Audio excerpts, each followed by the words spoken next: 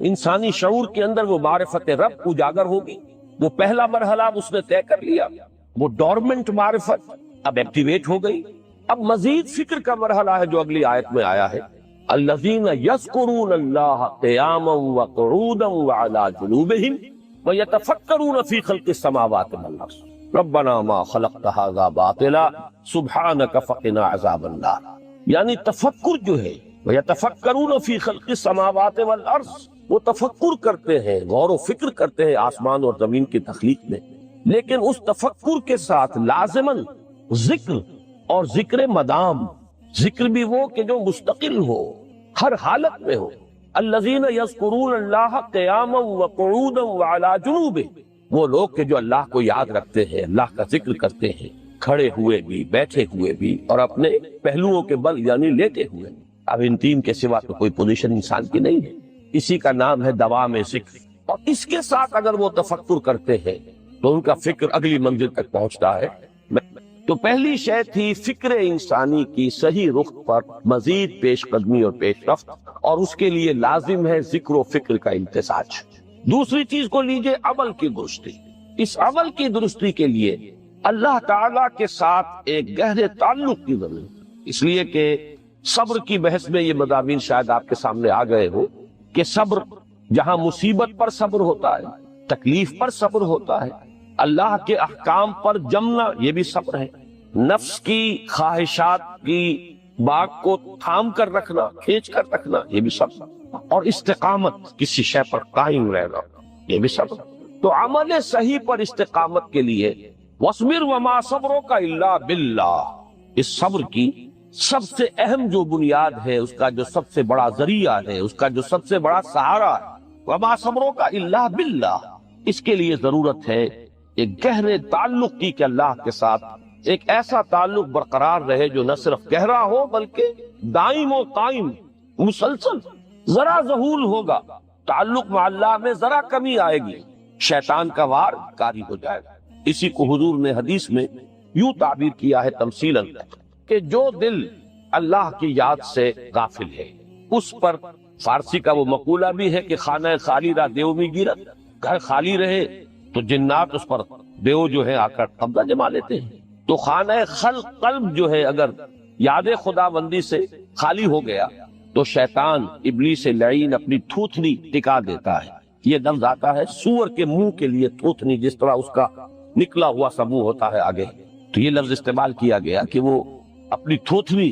انسان کے دل پر جما کر اور پھوکے مارنی شروع کر دیتا ہے. تو شیطان کو موقع ہی تب ملتا ہے جب انسان کے تعلق مع اللہ کے اندر کمی، وہ خانہ بالکل خالی ہو گیا ہو یا اتنا ضعیف ہو گیا ہو کہ کل عدم ہو جائے، گویا کہ نہیں. تیسری چیز کی طرف آئیے، روحانی ترقی. روحانی ترقی کے لیے میں ایک اصطلاح کے سامنے لا رہا ہوں. اس سے مراد کیا ہے؟ روحانی ترقی کے لیے ہماری دینی اصطلاح ہے تقرب الی اللہ، اللہ سے قریب تر ہوتے چلے جانا. اس پر میرا ایک کتابچہ بھی ہے، تقرب الی اللہ کے 2 مدارج، 2 درجے، جو در حقیقت ایک حدیث نبوی علیہ الصلوۃ والسلام ہی پر مبنی ہے کہ حضور نے ایک درجہ قرار دیا ہے تقرب بالفرائض، فرائض کے ذریعے سے انسان اللہ کے قرب حاصل کرے. ایک ہے تقرب بالنوافل، نوافل کے ذریعے سے اللہ کا قرب حاصل کرے. ان میں کیا نسبت و تناسب ہے؟ اہمیت کے اعتبار سے کون بڑھ کر ہے، بلندی کے اعتبار سے کون بڑھ کر ہے، یہ تمام مسائل میں نے اپنی اس تقریر میں بیان کیے تھے جو اس کتاب سے شائع ہوئی ہے. اس وقت میں اس کی تفصیل میں نہیں جا رہا، صرف یہ تذکرہ اس لیے کر رہا ہوں کہ جن کو بھی خواہش ہو جائے وہ اس کا مطالعہ کرے. ہماری اس وقت کی گفتگو سے وہ کتابچہ اس جگہ پر منسلک ہوگا. تو تقرب الی اللہ، یہ تقرب کوئی فزیکل فینومینن نہیں ہے، جسمانی یا مادی مسئلہ نہیں ہے. اللہ سے قرب یہ نہیں ہے کہ کوئی کروڑوں میل کا فاصلہ ہے، اب ہمیں کوئی رسی پر چڑھنا ہے اوپر بڑی محنت اور مشقت سے. فصل تو ہے ہی نہیں، فاصلہ ہے ہی نہیں، موت ہے ہی نہیں. نحن اقرب الیہ من حبل الورید، ہم تو انسان سے اس کی شہرگ سے بھی زیادہ قریب. وہ معکم اینما کنتم، وہ تو تمہارے ساتھ ہی ہوتا ہے جہاں کہیں بھی تم ہو، بس صرف یہ کہ تمہاری توجہ نہیں ہوتی، تم اور چیزوں میں مشغول و مصروف رہتے ہو، تم ہماری طرف دھیان ہی نہیں دیتے، تم ہماری طرف متوجہ ہی نہیں ہوتے. ہم تو مائل بے کرم ہے، کوئی سائل ہی نہیں، راہ دکھلائیں کسے رہنم منزل ہی نہیں. انسان جب متوجہ ہو جاتا ہے اور بڑھتا ہے، آگے پیش قدمی کرتا ہے روحانی اعتبار سے، تو یہ ہے در حقیقت تقرب اللہ، اور یہی اسی کو ہم کہیں گے روحانی ترقی۔ اب ان تین چیزوں کو اگر آپ نے ذہن میں جما لیا، پھر میری بات کی ترتیب اس کو ذہن میں قائم کیجئے۔ ہم چلے کہاں سے؟ کہ دین کے ساتھ اصل مناسبت فلسفے کی نہیں، حکمت کی۔ نمبر 2، حکمت قرآنی کا پہلا اور اہم ترین اور بنیادی مسئلہ معرفت رب کا حصول ہے۔ اس کا نتیجہ شکر خدا، اس کا ذریعہ آیات آفاقی، آیات انفسی، اور سب سے بڑھ کر آیات قرآنیہ، جو الذکر، جو تذکرہ ہے، جو ذکر ہے۔ لیکن اس پہلے مرحلے کو اگر کوئی انسان بفضل ہی تعالی، اللہ کے فضل و کرم سے طے کر لے، اب اس کے سامنے تین مسئلے، فکر کی مزید پیش رفت، مزید پیش قدمی صحیح رخ پر، اس کے لیے ذکر اور فکر دونوں کا امتزاج لازمی۔ فقر قرآن اختلاط ذکر و فکر، الذین یذکرون اللہ قیاما وقعودا وعلی جنوبہم ویتفکرون فی خلق السماوات والارض۔ دوسری شے عمل کا درست رہنا، نہ افراط و تفریط ہو، عدم توازن ہو، نہ انسان نفس سے مغلوب ہو جائے، نہ انسان جذبات کی رو میں اندھا ہو جائے، نہ انسان ماحول سے مروب ہو کر متاثر ہو جائے، صحیح رخ پر اس کا عمل۔ نمبر 3، روحانی ترقی، جو اصل حاصل ہے، جو اصل مقصود ہے۔ نمبر 2 چیز کے لیے تعلق مع اللہ ضروری، نمبر 3 کے لیے تقرب اللہ۔ اب غور کیجئے، ان تینوں چیزوں کا بڑا گہرا تعلق ہے نماز کے ساتھ، ان تینوں کے لیے ستون کی حیثیت نماز ہے۔ لہذا ایمان کے بعد یا معرفت رب کے بعد حکمت دین کا اہم ترین مسئلہ نماز، صلاۃ، اس لیے کہ ایک طرف یہ انسان کو اللہ کے ساتھ ایک گہرے تعلق کا ذریعہ فراہم کرتی ہے، اپنے تمام مصروفیات میں سے، ان مشغولیتوں میں جن میں گم ہونے کا خدشہ ہوتا ہے، نکلو۔ 24 گھنٹے کے معمولات میں سے کم 5 مرتبہ تو لازماً نکلو، اور اپنے آپ کو ذرا، اپنے حواس کو بھی، اپنی باطنی کیفیات کو بھی ذرا تازہ کرو۔ اگر کوئی گندگی، نجاست، کسی طرح کی ناپاکی کا کوئی معاملہ ہے، طہارت سے تمہارے اندر روح کو بھی بالیدگی ہوگی، تمہارے حواس بھی تازہ ہوں گے، تم گویا کہ بحیثیت کل تمہاری ہستی چاق و چوبند ہو جائے گی۔ وہ کسل، وہ سستیاں، وہ جو ایک کثافتیں ہوتی ہیں، ان سب سے نجات حاصل کرو، اور اب اپنے رب کے حضور میں کھڑے ہو جاؤ، اس کے ساتھ اپنا عہد بھی تازہ کرو، اس کی اہم صفات کو بھی اپنے ذہن میں پھر مستحضر کرو۔ یہی وجہ ہے، دیکھیے میں نے جو آیات آپ کو شروع میں سنائی تھی، سورہ لقمان کی 2 آیتیں، پہلی آیت میں اس کا ترجمہ کر چکا، دوسری آیت وَلَقَدْ وَإِذْ قَالَ لُقْمَانُ لِابْنِهِ وَهُوَ يَعِظُهُ يَا بُنَيَّ لَا تُشْرِكْ بِاللَّهِ إِنَّ الشِّرْكَ لَظُلْمٌ عَظِيمٌ۔ اس کے بعد درمیان میں کچھ مضمون آ کر پھر وہ آیت مبارکہ آئی،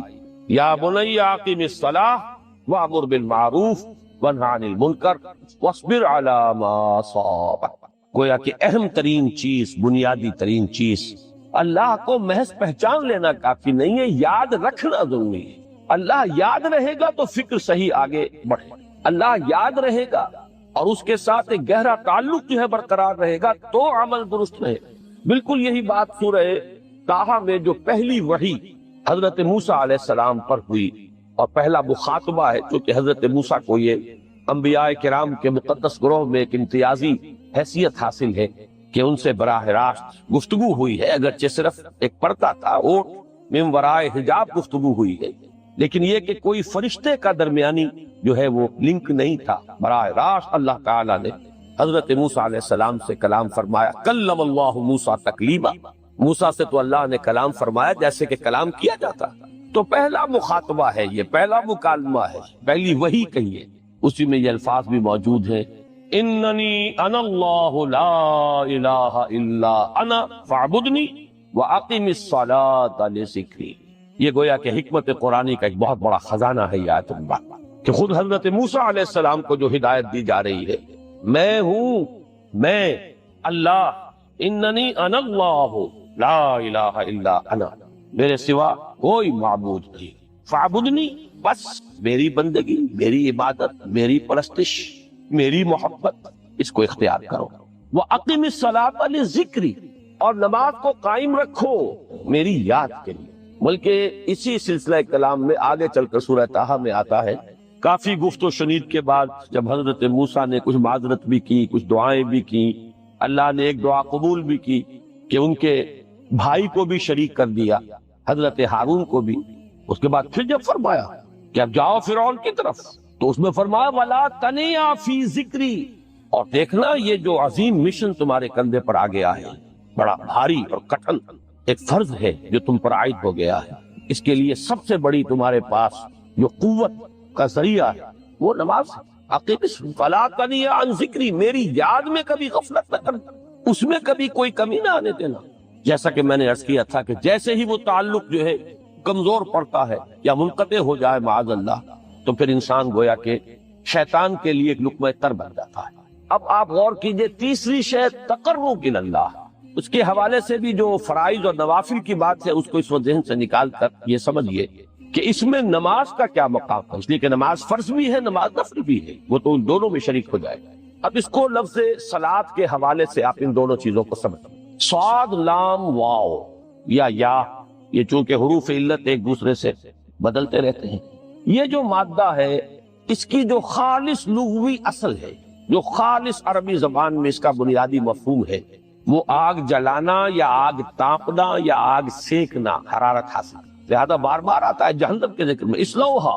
اب چلو اس میں تاپو اس کو، یہ سینکے گی تمہیں۔ بلکہ تفتلون کا لفظ آیا ہے حضرت موسیٰ کے کلام میں، جب وہ گئے تھے کوہ طور پر، جب پہنچ گئے تو تھے آگ کی تلاش میں، لعلکم تستلون، تو اپنے اہل خانہ سے یہی کہا تھا کہ مجھے کہیں وہ روشنی نظر آ رہی ہے، غالباً کوئی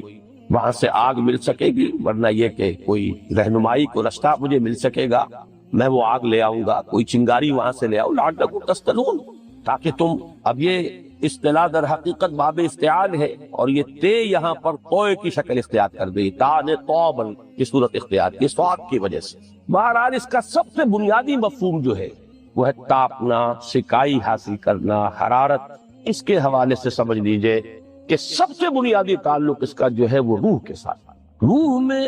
محبت خداوندی کی آگ اگر ٹھنڈی پڑ گئی ہو، اگر محبت خداوندی کی حرارت میں کمی ہو رہی، تو اس کو اثر نو، جس کو کہ میں آج سوچ رہا تھا تو ایک لفظ ذہن میں آیا کہ جیسے بیٹری اس کو ریچارج کیا جاتا، اسی طریقے سے روح کے اندر محبت خداوندی کی اس حرارت کو اثر نو تازہ کرنا، یہ ہے در حقیقت نماز کا اصل مقصد۔ اس لیے کہ اس لفظ کا بنیادی مفہوم، اصل لغوی مفہوم تو یہ، اگرچہ اس کا سب سے زیادہ کثرت سے جو استعمال ہوتا ہے، اور لفظ صلاۃ جس سے در حقیقت جس تصور پر مبنی ہے وہ ہے اقدام، کسی کی طرف متوجہ ہونا اور پھر دعا۔ صلاۃ کا سب سے قریبی مفہوم لفظی جب بیان کیا جائے گا، اس سے مراد، اس کے معنی، تو دعا اس میں اہم ترین، کسی کی طرف توجہ کرنا، مناجات کرنا، گفتگو کرنا، مخاطبہ، مکالمہ، دعا، یہ در حقیقت صلاۃ کا سب سے بڑا اصطلاحی مفہوم ہے۔ لیکن جو اس کا مادہ ہے صاد لام واو یا صاد لام یا، اس کا اصل مفہوم جو ہے وہ تاپنا، حرارت حاصل کرنا۔ تو ان دونوں کے حوالے سے عرض کر رہا، وہ تاپنا اور حرارت حاصل کرنا وہ ہے روح کے اعتبار سے۔ وہ جو کہا اقبال نے کہ مجھے عشق کی آگ اندھیر ہے، مسلمان نہیں راکھ کا ڈھیر، یہ عشق کی آگ جب بجھ جاتی ہے، در حقیقت یہی تو انسان کی روحانی موت ہے۔ یہ اب یہ نہ رہے تو چاہے منطق میں بہت انسان ماہر ہو، مجھے اقبال کا ایک شعر یاد آیا ہے تقابل کرتے ہوئے، ایک انسان محکوم اور ایک انسان حر، آزاد انسان، ان کی نفسیات میں جو بنیادی فرق علامہ اقبال نے مختلف مواقع پر بیان کیے ہیں۔ محکوم ہے بیگانہ اخلاص و مروت، ہر چند کے منطق کی دلیلوں میں ہے چالاک، تو منطق کی دلیلوں میں انسان چالاک ہو جائے اور وہ لغت ہائے حجازی کا وہ ایک خزانہ بن جائے، اسے تمام الفاظ کے معنی یاد ہو، وہ بڑے مسائل فقہ کے اسے ازبر ہو، جزیات، بے انتہا جزیات جو ہے وہ مستحضر ہو، فلسفے کے بڑے بڑے مسئلے اس نے حل کر لیے ہیں، لیکن اگر روح میں وہ اللہ کی محبت کی آگ نہیں ہے، وہ تپش نہیں، مجھے عشق کی آگ اندھیر ہے، مسلمان نہیں راکھ کا ڈھیر۔ اسی کے حوالے سے آج مجھے یاد آیا تھا کہ وہ جو بڑی سادہ سی ایک نظم ہے، اللہ تعالیٰ سے دعا یا رب دل مسلم کو وہ زندہ تمنا دے، اس میں بھی جو الفاظ آئے ہیں، جو روح کو گرما دے اور قلب کو تڑپا، یہ ہے اصل جو مقصود ہے نماز۔ اور یہی وہ چیز ہے جیسا کہ میں نے عرض کیا تھا کہ نگاہوں سے اوجھل۔ یہ پہلو سامنے ہے ہی نہیں۔ دوسرا پہلو سامنے ہے اور وہ بھی میرے نزدیک بہت اہم ہے، بہت بنیادی ہے، اس میں کوئی شک نہیں، لیکن یہ ہے بلند ترین منزل کہ تقرب الی اللہ۔ اس کے لیے در حقیقت یہ کس لیے درکار ہے؟ روح کے اندر عشق کی حرارت اور گرمی تازہ ہوتا۔ بسا اوقات یہ اندر دب جاتی ہے، جیسے انگارہ ہوتا ہے آگ کا، اس کے اوپر خاک اور راکھ آ جاتی ہے، اندر کچھ ہوتی ہے۔ آگ دبی ہوئی سمجھ، آگ بجھی ہوئی نہ جان، اس دبی ہوئی آگ کو پھر ایک شعلہ بنانا، پھر اس کے اندر ایک حیات تازہ پیدا کرنا، یہ ہے نماز کا اہم ترین اور بلند ترین مقصد۔ لیکن اس کے ساتھ ہی اس نماز میں ذکر ہونا، اس کا یہ ذکر ہے۔ اور ذکر کی جب میں فہرست بیان کیا کرتا ہوں، بہت سے حضرات کے سامنے ہوگا کہ ذکر کا در حقیقت مفہوم ہے استحضار اللہ فی القلب۔ ہمارے ہاں غلطی سے جو ذرائع ذکر ہے انہیں ذکر قرار دے دیا گیا ہے۔ نماز ذکر نہیں ہے، نماز ذکر کا ذریعہ۔ اقیم الصلاۃ لذکری، نماز قائم کرو میرے ذکر کے لیے۔ یہ اللہ اللہ کہنا یا ادعیہ معصورہ جو حضور صلی اللہ علیہ وسلم کی مسنون دعائیں ہیں، انہیں اپنے تمام معمولات دنیاوی کے ساتھ ساتھ ان دعاؤں کو بھی انسان پڑھتا رہے، اللہ سے دعا کرتا رہے، یہ تمام ذرائع ذکر ہیں۔ سبحان اللہ الحمدللہ الحمدللہ، اس کا آپ ورد کیجئے، یہ بھی ذریعہ ذکر ہے۔ حقیقت میں ذکر ہے استحضار اللہ فی القلب، اللہ کو دل میں لے آنا، اللہ کو دل میں حاضر کر لینا، اصل میں تو ترجمہ ہوگا، لیکن حاضر جاننا، یہ کیفیت جو ہے انسان کو حاصل ہو جائے۔ اب اس کے حوالے سے ذرا بات سمجھیے کہ ایک تو میں عرض کر چکا ہوں مجسم ذکر تو قرآن، لہذا ذکر کی فہرست جب آپ کریں گے ذرائع ذکر تو ان میں سب سے پہلے قرآن ہے، اس لیے کہ وہ ہماری حکمت کے پہلے مسئلے کو حل کر رہا ہے، بنیادی مسئلہ، اہم ترین مسئلہ۔ دوسرے نمبر پر ذکر جو ہے، اب اس کے لیے کچھ اصطلاحات جو میرے مختلف دروس میں شاید آپ کے سامنے بعد میں آئیں یا پہلی آ چکی ہو، ان کے حوالے سے میری بات سمجھیں۔ ایک ذکر غیابی ہے، تھرڈ پرسن میں، صیغہ غائب میں اللہ کی یاد کر، اللہ اکبر اللہ اکبر اللہ اکبر۔ ابھی اللہ اکبر جو ہے یہ جملہ اسمیہ خبریہ ہے، ایک حقیقت کی تکرار آپ کر رہے ہیں، اللہ سب سے بڑا ہے، اللہ سب سے بڑا ہے، سبحان اللہ سبحان اللہ سبحان اللہ۔ یہ در حقیقت ذکر غیابی ہے کہ آپ اس میں مخاطب نہیں ہے اللہ سے، ایک ذکر خطابی کہیں یا ذکر حضوری کہیں، جس میں مکالمہ ہوتا، جس میں گفتگو ہوتی۔ تو نماز در حقیقت ذکر حضوری اور ذکر خطابی کی بلند ترین شکل، اس لیے میں نے عرض کیا تھا کہ نماز کے لفظ یا صلاۃ کے لفظ، یہ اصطلاحی معنی جو اکثر و بیشتر کیے جاتے ہیں وہ ہے دعا، اور دعا میں ہوتا کیا ہے؟ مکالمہ ہے، مخاطب، اے اللہ، اے میرے رب، اے پروردگار۔ پھر یہ کہ اس میں اقدام اور کسی کی طرف متوجہ ہونا، یہی وجہ ہے کہ افتتاح صلاۃ، نماز کو شروع کرنے کے لیے ایک تو وہ الفاظ جو قرآن مجید میں آئے ہیں، انی وجہت وجہی للذی فطر السماوات والارض حنیفا وما انا من المشرکین، یہ ہے توجہ کا ارتکاز، بشرطے کہ یہ صرف الفاظ ہی نہ نکل رہے ہو، واقعتاً یہ تعبیر ہو اس وقت کی انسان کی نفسیاتی کیفیت کہ شعوری طور پر وہ فیصلہ کرتا ہے کہ اب میں منقطع ہو رہا ہوں، ہر چہار طرف سے اپنی توجہ کو ہٹا کر، ہر مسئلے سے اپنے آپ کو خالی و ذہن کر کے، یعنی ظاہری اور باطنی دونوں اعتبار سے میں اپنی توجہ کا ارتکاز کر رہا ہوں اس ذات کی طرف جس نے آسمانوں اور زمین کو پیدا کیا، اور بالکل یکسو ہو کر رہا ہوں۔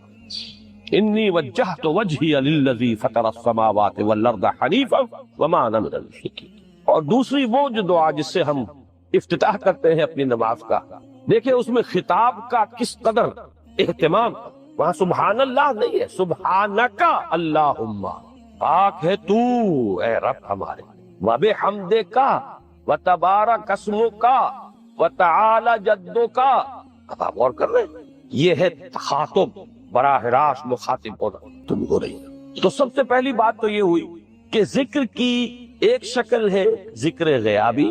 دوسری ذکر حضوری، اور ذکر حضوری یا ذکر خطابی کی بلند ترین منزل، بلند ترین اس کا ذریعہ نماز۔ اس کو ایک پہلو سے اور سمجھ لیجئے، سورہ فاتحہ جب پھر ہم پڑھتے ہیں جسے الصلاۃ کہا گیا ہے، جو لب لباب ہے، خلاصہ ہے، اس میں پھر تدریجاً غیاب سے حضور کی طرف پیش قدمی ہوتی۔ الحمدللہ رب العالمین الرحمن الرحیم مالک یوم الدین، یہ ذکر غیابی ہے، ابھی خطاب نہیں آیا، یہ وہی جملہ اسمیہ ہے،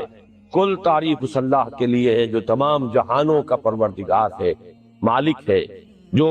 رحمان ہے، رحیم ہے، جزا و سزا کے دن کا مختار و مالک ہے۔ اب یہ غیاب سے حضور کی طرف، ایاک نعبد و ایاک نستعین اہدنا الصراط المستقیم، یہ ہے وہ۔ اب پہلے ایک معاہدہ ہے، ایک اقرار ہے، اعتراف ہے، وعدہ ہے،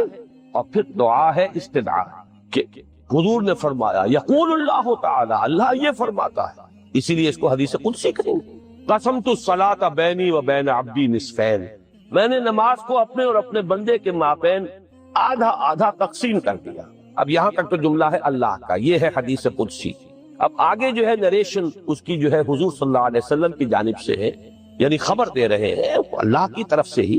ویسے تو تمام احادیث ہی گویا کہ ہم سمجھتے ہیں انسپائرڈ تو اللہ کی طرف سے ہی، لیکن یہ کہ جہاں صراحت ہو کہ اللہ کہتا ہے وہ حدیث قدسی۔ تو یقول اللہ تعالی قسمت الصلاۃ بینی و بین عبدی نصفین، یہاں تک تو حدیث قدسی۔ اب دوسری عام حدیث ہے، اذا قال العبد الحمد للہ رب العالمین یقول اللہ تعالی حمدنی عبدی، جب بندہ کہتا ہے الحمدللہ رب العالمین، پروردگار کہتا ہے میرے بندے نے میری حمد کی۔ جب بندہ کہتا ہے الرحمن الرحیم، پروردگار فرماتا ہے ثنا علی عبدی، میرے بندے نے میری ثنا کی، بڑی تعریف کی۔ جب بندہ کہتا ہے مالک یوم الدین، اللہ فرماتا ہے مجدنی عبدی، میرے بندے نے میری بڑی بزرگی بیان کی ہے، تمجید کی ہے۔ پھر جب بندہ کہتا ہے ایاک نعبد و ایاک نستعین، اللہ فرماتا ہے ھذا ما بینی و بین عبدی ولعبدی ما سأل، یہ ہے میرے اور میرے بندے کے درمیان۔ یہ تو معاہدہ ہے نا، معاہدے میں تو دو فریق جکڑے جاتے، بند جاتے، یہ میرے اور میرے بندے کے درمیان ہے، اور میرے بندے نے جو طلب کیا میں نے دیا، اس لیے کہ اس میں طلب بھی تو ہے، ایاک نستعین، تیری مدد چاہتے ہیں، یہ طلب ہے، اسی کی شرح ہے جو اب آخری تین آیتیں، پروردگار ہم تیری مدد چاہتے ہیں، پروردگار تیری ہی بندگی کرتے ہیں اور کریں گے، اور تیری ہی مدد چاہتے ہیں، چاہیں گے۔ اگر حال میں اس کا ترجمہ کریں گے زمانہ حال کے اعتبار سے، اس لیے کہ فعل مضارع میں تو دونوں موجود ہیں، شامل ہیں، تو یہ ایک اعتراف ہے، اظہار حال ہے۔ اللہ کرے کہ وہ واقعتاً صحیح اظہار حال ہو، ہم واقعی اللہ کی بندگی کرتے ہوئے یہ کہیں کہ ایاک نعبد، ورنہ اگر ہماری اصل صورتحال سے وہ مطابقت نہ رکھتا ہو تو پھر تو ایک طرح کا جھوٹ ہو جائے گا، غلط بیانی ہو جائے گا۔ ایاک نعبد، تیری ہی بندگی کرتے ہیں اور مستقبل میں کیجئے، کریں گے، یہ ہے عہد، تیری ہی مدد چاہتے ہیں، تجھی سے مدد طلب کرتے، تجھی سے مدد چاہتے رہیں گے، اس کے لیے فرمایا وَلِعَبْدِ مَا سَأَلَ، اور پھر اس کے بعد وہ استدعاء ہے، اهدنا الصراط المستقیم صراط الذین انعمت علیہم غیر المغضوب علیہم ولا الضالین۔ اس حدیث میں اس کو ایک ہی جملے کو لیا گیا ہے، ایک ہی جملے کی حیثیت سے۔ جب بندہ یہ کہتا ہے تو اللہ فرماتا ہے ھذا لعبدی ولعبدی ما سأل، یہ خالص میرے بندے کے لیے ہے، اس بندے نے ایک درخواست پیش کی ہے اور میں نے گرانٹ کی، وہ اپلیکیشن، وہ ریکویسٹ گرانٹڈ ہم نے دے دی، ولعبدی ما سأل۔ یہ ہے اس کی تاثیر کا عالم، بشرطے کے معاملہ وہ شعور کے ساتھ، بشرطے کے مطابقت ہو ظاہر اور باطن کی، بشرطے کے مطابقت ہو قول اور فعل کی۔ تو اس کا اتنا اونچا مقام ہے کہ ایک ایک جملہ ادھر ادا ہوا، ادھر اللہ کی طرف سے ریسپانس مل رہی ہے۔ افلاک سے آتا ہے نالوں کا جواب آخر، اٹھتے ہیں حجاب آخر۔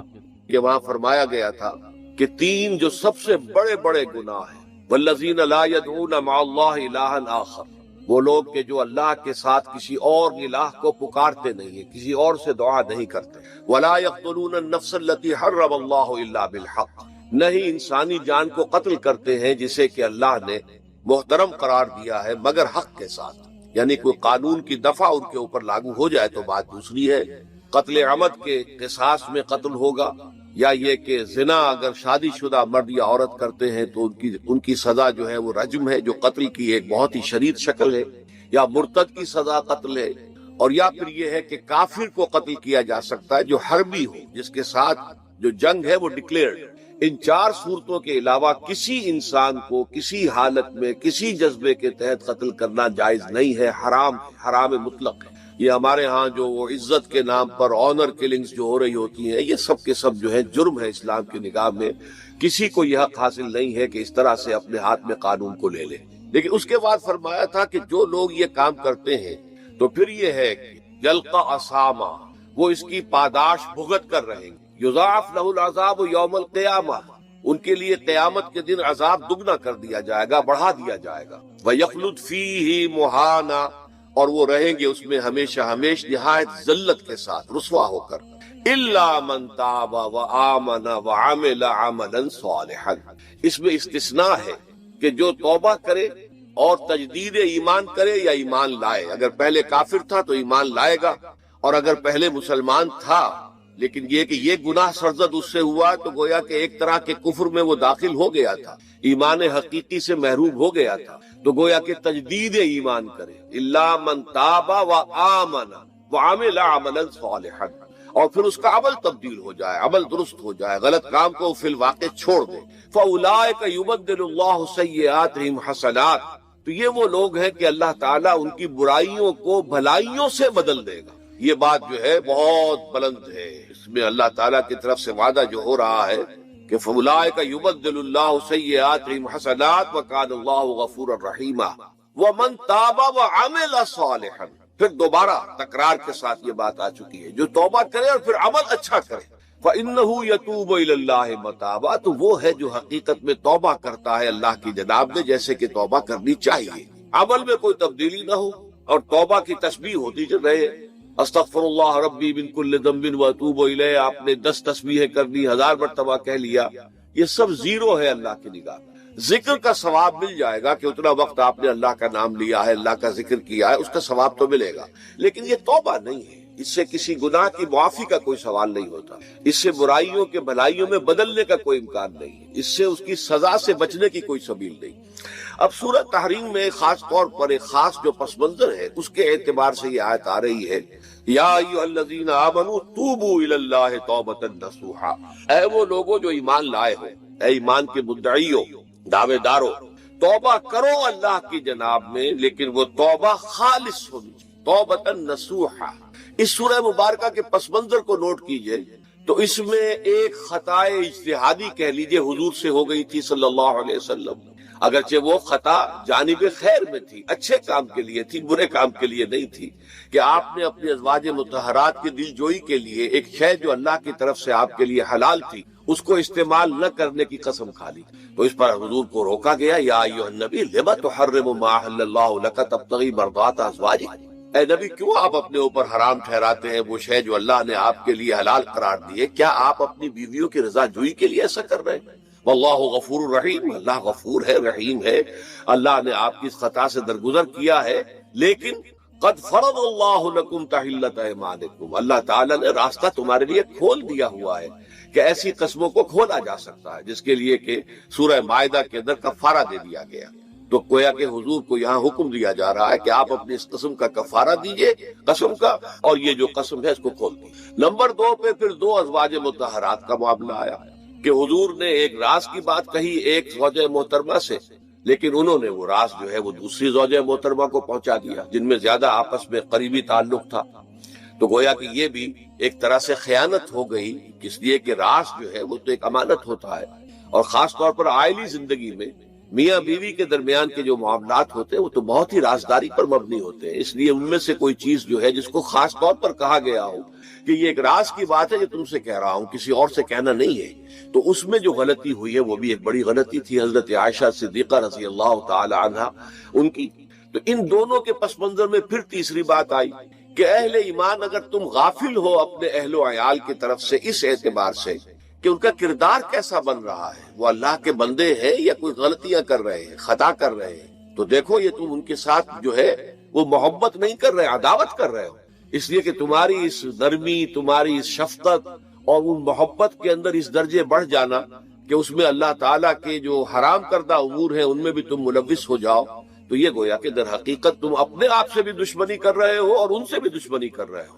اپنے آپ سے دشمنی کر رہے ہو کہ تمہاری عاقبت خراب ہوگی، ان سے دشمنی کر رہے ہو کہ ان کی اگر تربیت غلط ہو جائے گی تو گویا کہ وہ جہنم کا نوالا بنیں گے۔ اب اس 3 چیزوں کے پس منظر میں فرمایا جا رہا ہے، یا ایھا الذین آمنوا توبوا الی اللہ توبۃ نصوحا، اے ایمان والو، اے ایمان کے دعوے دارو، اللہ کی جناب میں توبہ کرو، لیکن توبہ خالص نصوحا۔ پہلی بات تو یہ جانیے، میں نے بھی یہ یقیناً پہلے بھی عرض کیا ہوگا لیکن دہرانے میں کوئی حرج نہیں ہے، عربی زبان میں یہ 2 الفاظ بہت قریب ہیں، آبا یعوب اوبن، اور تابا یتوب توبن یا توبتن، آبا یعوب اوبن بھی ہوتا ہے واپس لوٹنا، لیکن یہ ہے کسی یعنی مادی چیز کی طرف سے واپس لوٹنا۔ ایک ہے تابا یتوب توبن یا توبتن، وہ کسی فعل سے معنوی چیز سے پلٹ آنا، لوٹ آنا۔ چنانچہ ایک بڑی پیاری جو دعا حضور صلی اللہ علیہ وسلم مانگا کرتے تھے، آپ کی مسنون دعاؤں میں سے ہے، جب آپ سفر پر گئے واپس گھر آئے تو گھر میں داخل ہوتے ہوئے آئبونا تائبونا لربنا حامدون، ہم پلٹ کر آ گئے ہیں سفر سے، وطن سے میں پہنچ گئے ہیں، گھر میں داخل ہو رہے ہیں، اور ہم اس حال میں بھی اپنے رب کی جناب میں توبہ بھی کر رہے ہیں، رجوع کر رہے ہیں اللہ کی جناب میں، اور اپنے رب کی حمد کرتے ہوئے داخل رہے۔ آئبونا تائبونا لربنا حامدون۔ اسی طرح آپ بازار جائیں، اس کے بعد اپنے گھر میں داخل ہو تو یہ دعا پڑھیں، تو یہ گویا یہ بہت ہی ایک یوں سمجھیے مبارک، بہت سی اس کے اندر برکات ہوں گی۔ تو اس میں بھی لفظ آبا یعوب اوبن،